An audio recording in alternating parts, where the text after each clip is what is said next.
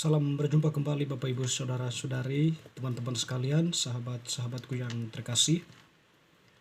Pada kesempatan ini saya mengajak kita kembali lagi untuk mempersiapkan sedikit waktu kita mendengarkan sabda Tuhan yang kita ambil dari penginjil Matius bab 4 ayat 1 sampai 11. Pencobaan di padang gurun. Maka Yesus dibawa oleh Roh ke padang gurun untuk dicobai iblis. Dan setelah berpuasa 40 hari dan 40 malam, akhirnya laparlah Yesus. Lalu datanglah si pencoba itu dan berkata kepadanya, "Jika engkau anak Allah, perintahkanlah supaya batu-batu ini menjadi roti." Tetapi Yesus menjawab, "Ada tertulis, manusia hidup bukan dari roti saja, tetapi dari setiap firman yang keluar dari mulut Allah."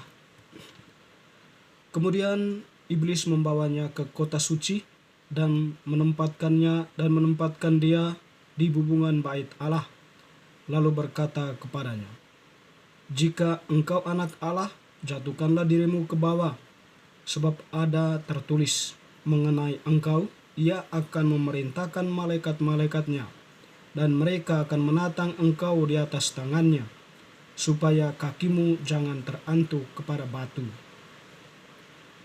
Yesus berkata kepadanya, "Ada pula tertulis, janganlah engkau mencobai Tuhan Allahmu."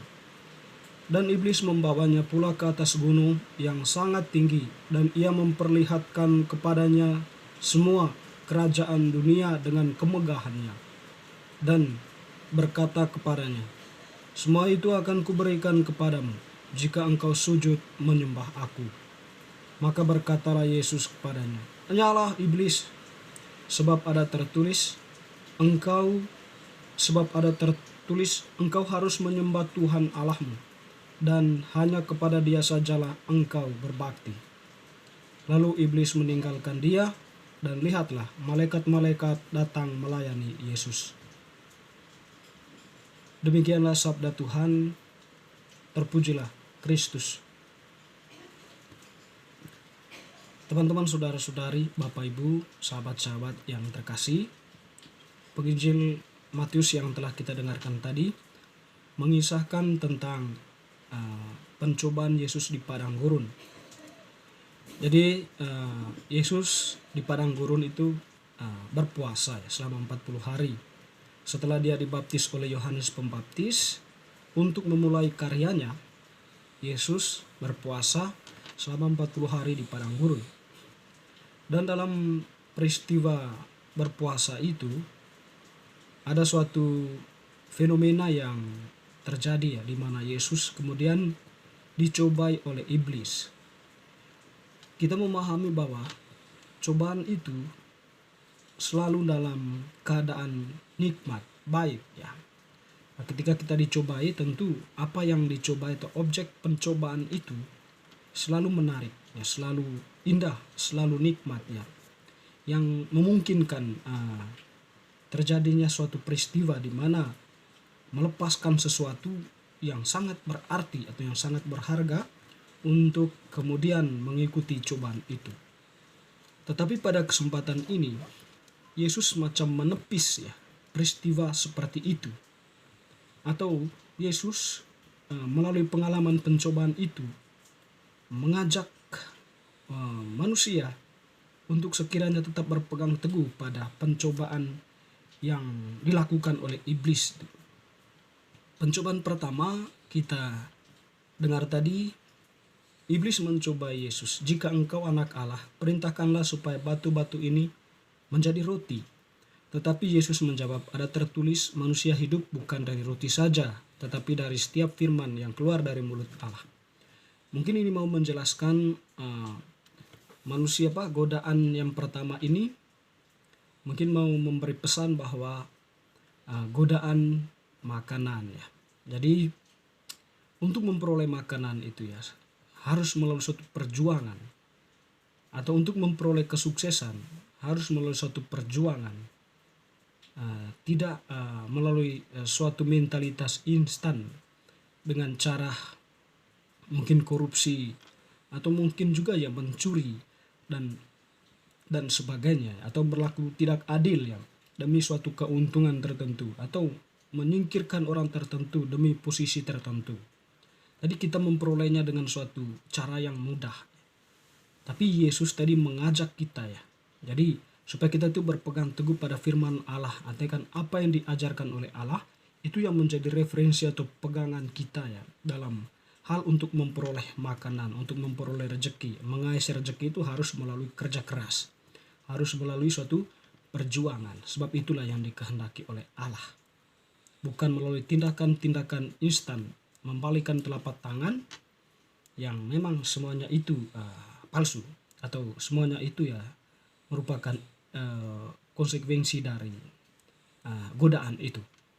Lalu kemudian godaan yang kedua, Yesus diminta oleh malaikat untuk menjatuhkan dirimu ke bawah. Jika engkau anak Allah, jatuhkanlah dirimu ke bawah, sebab pada tertulis mengenai engkau. Ia akan memerintahkan malaikat-malaikatnya dan mereka akan menatang engkau di atas tangannya. Iblis itu tahu bahwa Yesus itu adalah anak Allah.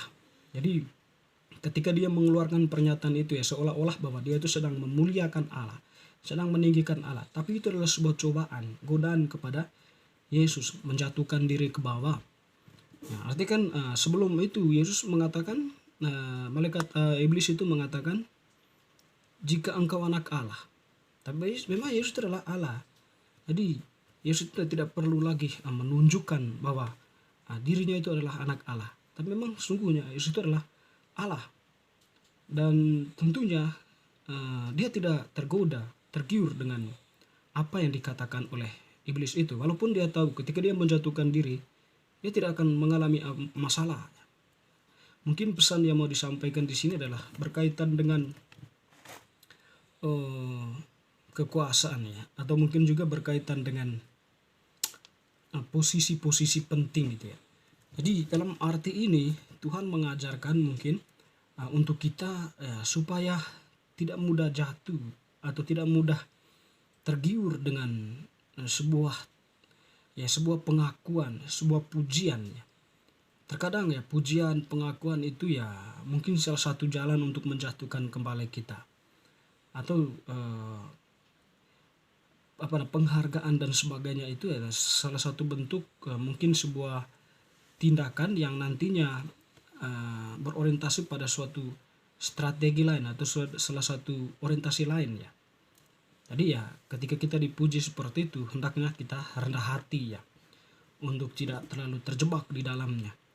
Kerendahan hati sekiranya di sini menjadi poin penting ya, untuk ditampilkan di sana, bahwa pujian itulah hanyalah cara manusia untuk menghargai. Tetapi kalau pujian itu melambung tinggi lalu kemudian membuat kita terjatuh, Yesus mengajak kita untuk rendah hati dalam menanggapi segala sesuatu. Dan yang terakhir ini adalah berkaitan dengan kekuasaan ya. Ini malaikat itu mengatakan, memperlihatkan kepada Yesus ya kemegahan dunia, kerajaan dunia. Semua itu akan diberikan kepada Yesus jika Yesus itu mau menyembah iblis itu. Ini kan iblis itu menampilkan ya kemegahan dunia ini ya, keindahan dunia, dan sangat menarik ya, atau sangat menggiurkan hati ya, tawaran-tawaran dunia itu ya, kenikmatan dunia itu. Tapi Yesus dengan tegas mengatakan, "Enyalah iblis, sebab pada tertulis engkau harus menyembah Tuhan Allahmu, dan hanya kepada Dia saja engkau berbakti." Jadi teman-teman, saudara-saudari, mungkin pesan penting dari godaan ketiga ini adalah kemegahan dunia itu ya sementara. Jadi kemegahan yang paling luhur itu adalah kemegahan kemuliaan Allah. Jadi pandangan kita, pegangan kita itu adalah pada Allah sendiri, bukan pada kemegahan dunia yang sifatnya sementara saja. Kenikmatan dunia, Allah itu menjadi tumpuan hidup kita yang setidaknya menjadi sumber kekuatan atau menjadi sumber kebahagiaan kita yang tidak perlu kita lepas atau tinggalkan. Iman kita setidaknya terus bertumbuh dan berkembang.